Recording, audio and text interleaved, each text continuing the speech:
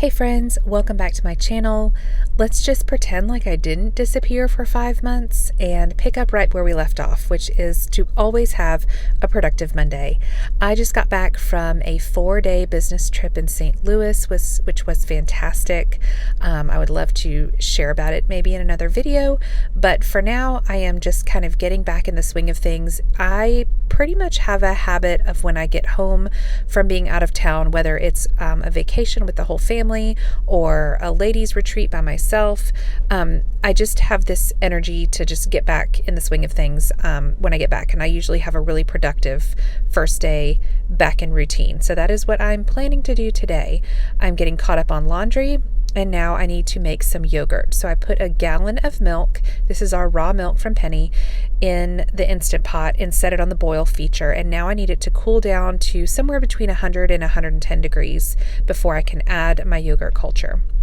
This loaf of bread did not get eaten while I was gone, so I've decided to turn it into French toast casserole. So I'm cutting it up into cubes, and I'm actually going to turn it into pumpkin French toast casserole, which is delicious. I made that a few weeks ago and the kids really liked it. This is our homemade bread, and it is part whole wheat and part kamut. It is very good. And honestly, when it's a little bit stale, like it's, been wrapped up for about a week, is when it makes the best French toast casserole. I did decide to cut this last section into slightly smaller cubes because I realized the original cubes I was cutting may be a little bit too big for just a mouthful.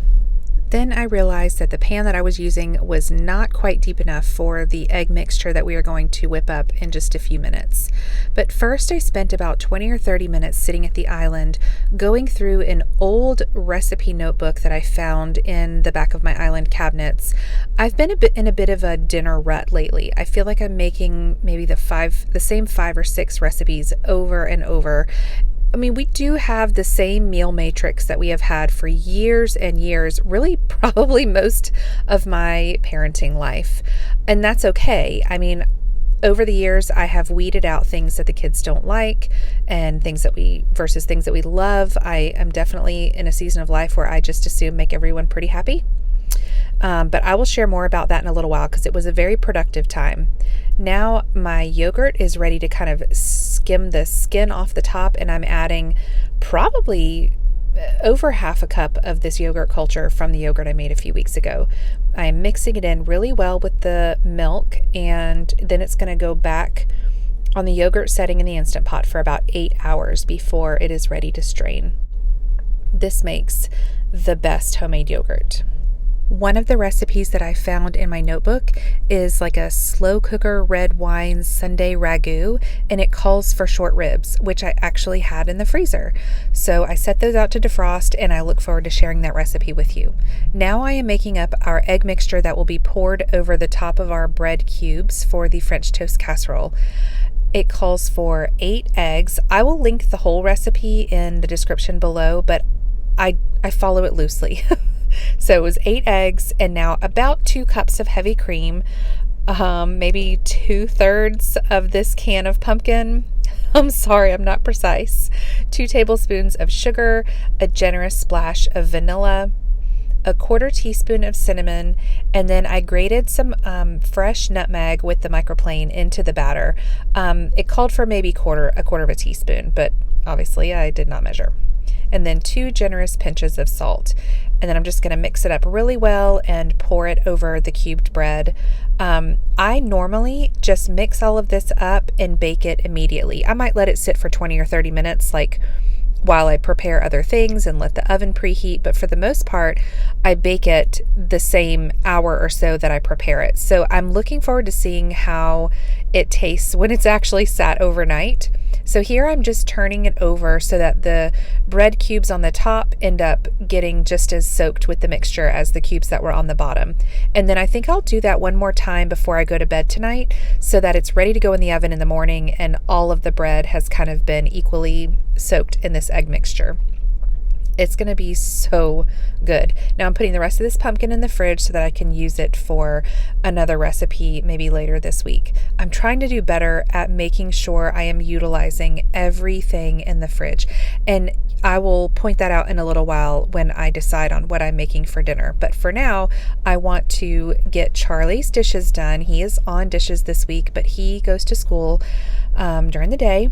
So I decided to go ahead and do those for him and kind of wipe the kitchen slate clean so that I can get some more work done in here and not feel like I'm just making a gigantic mess and not making any progress.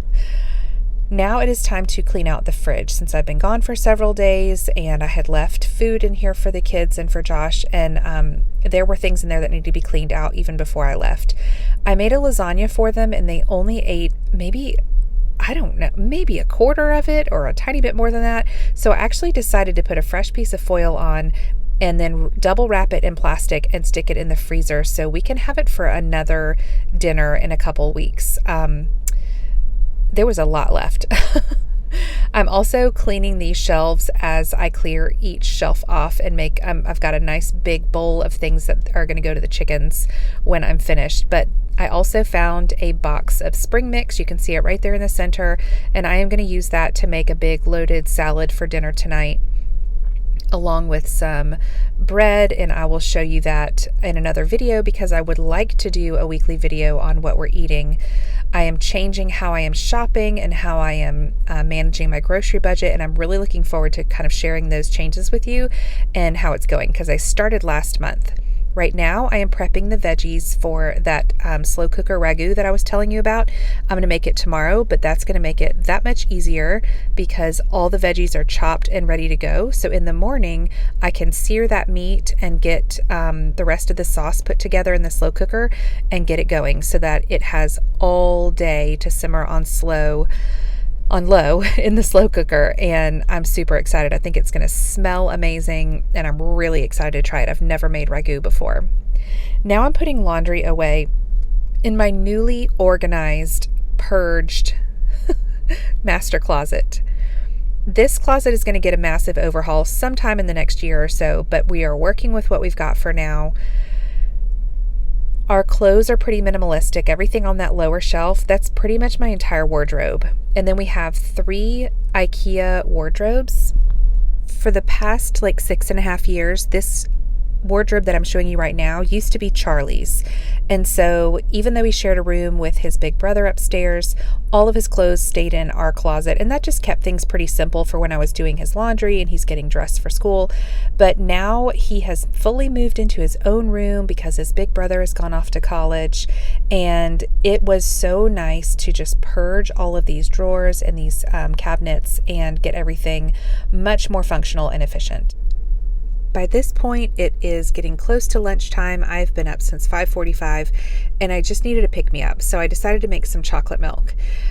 This is a much healthier version, of course, using our raw milk, but for each half-gallon jar, I use a 1/4 cup of sugar, a 1/4 cup of cocoa powder, 1 or 2 pinches of salt, a generous splash of vanilla, and I typically skim a good bit of the cream off the top of the jar to make room for the chocolate concentrated syrup. And then I'll just set this jar of cream aside. Obviously, I used one earlier over in my French toast casserole mixture. And then I just kind of visually divide it in half, and then I pour some milk into the jar to try to get all that chocolate goodness into each one, and then shake it up. It is the best chocolate milk I've ever had in my life. It is so good. Occasionally my boys will come home. My boys who are grown and out of the house will come home and ask to take some back with them. When Owen left for school last month, he took a half-gallon jar with him into his dorm, and I gave it to him in quart jars so that he could fit it in the mini fridge in his dorm room. It was an absolutely gorgeous day, and sometimes hanging clothes on the line is the longest that I spend out in the sunshine, so it was definitely a day for hanging the clothes out. Now it is time to load up some milk to go do deliveries. I also have a new client walkthrough, and I need to run by the grocery store for about 5 items, some of which I am using in the ragu for tomorrow. We live about 25 minutes from town. We're also about 25 minutes from our church, about 25 minutes from my office, And so I try to be very thoughtful and intentional.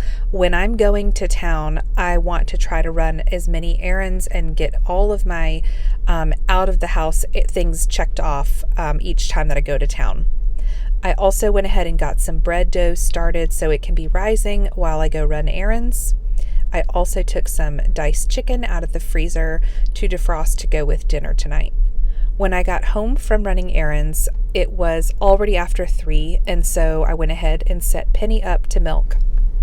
Josh milks in the morning around 5:30 or 5:45. Penny has never seemed to care much whether or not we're on a pretty strict 12-hour schedule for milking her. So oftentimes during the school year, I try to milk her between 3 and 3:30 so that I'm finished before the kids get home around 4 or 4:30. It's just really nice to have this done. The milk is strained and put away, and then I can focus on homework, studying, finishing up supper, and just spending time with the family. Since I have been gone for 5 months, gone from YouTube anyways, I would love to film a Q&A video later this week to just kind of catch you up on life and our summer and what all we've been up to. If you have any questions you would like me to answer, please feel free to send me a DM on Instagram, or you can leave the question in the comments of this video and I will check those and compile a list and answer it in the video that I film in a couple days. During the spring and summer, Penny's milk is so thick, and oftentimes our half-gallon jars are quite literally half milk, half cream, which really means we're drinking half and half. That's exactly what that is. And oftentimes I end up having to change the filter in our strainer after the first jar. That tends to be when it's the thickest and frothiest on top, and then it strains a bit faster, but oh my goodness, it strains so slow for that first jar, and then I change the filter and it does fine, but it is so thick. Spring and summer milk is just the best. The butter is rich, the cheese is so good. It's amazing. And thankfully, living in the South, we have a good 8 months of that before we actually have any sort of winter weather, and I use the word winter quite loosely. For this milking, I ended up getting about 4 1/3 jars, which is a little over 2 gallons. Penny went and stayed at a friend's farm back in July, and our hope was that she would be bred to their Jersey bull. Unfortunately, I don't think she is pregnant. I tested her about 28 days after she was supposed to be bred, and the test was negative, but I wasn't positive about the timing or whether or not I even did it right because it's a blood draw. And so I ordered another test, but we're pretty sure that she just went through a heat cycle, so I'm afraid it's negative. We'll find out next week and I'll keep you posted for sure. But I have been in touch with our livestock veterinarian. He's about 40 minutes from us, but he does have more of the sexed semen Jersey straws that we purchased last year. When you use sexed semen, you have a 90% chance of getting a heifer calf. Well, we got the 10% and we ended up with Buddy the calf. So he will be going to another farm shortly, and hopefully if we end up having to do AI again with sexed semen, we will end up with a heifer calf this time. But the main goal is just getting her pregnant again so that she stays in milk. Of course, we do give her 2 months off before she has the calf. Now I am putting the yogurt, which is all finished. It's been in there for 8 hours. It's time to strain it. It seems awfully loose this time. Like the curds seem more like mozzarella cheese. So I'm a little concerned. I think there's going to be a lot of whey, and I'm not really sure why. So I'm going to let this hang. I did realize that this piece of cheesecloth was too small for the amount of yogurt that I had, so I'm swapping it out for a big flour sack cloth now, but I'm going to let it hang over the cabinets and strain for several hours. I've got to run my daughter to church in a little while, and I'm going to let it strain that whole time. And we'll see how it looks when it's done. But I have a feeling we're going to end up with quite a bit of whey, which we can feed to the animals tomorrow. But hopefully we'll still end up with some thick yogurt. And I think I will end up making some more granola tomorrow as well, because the kids have really been enjoying our homemade granola with fresh yogurt. All right, I am going to tie the opposite corners of this towel in knots and then thread the end of this rubber spatula through the towel and then through the cabinet handles and just let it hang there. I found that letting it hang, like the weight of the gravity, tends to help it strain more effectively than just leaving it in the strainer just sitting there. So we'll see how it looks. But thanks so much for watching. I'm sorry I've been gone for so long, but I really look forward to getting back in a routine and catching up soon. Thanks for watching.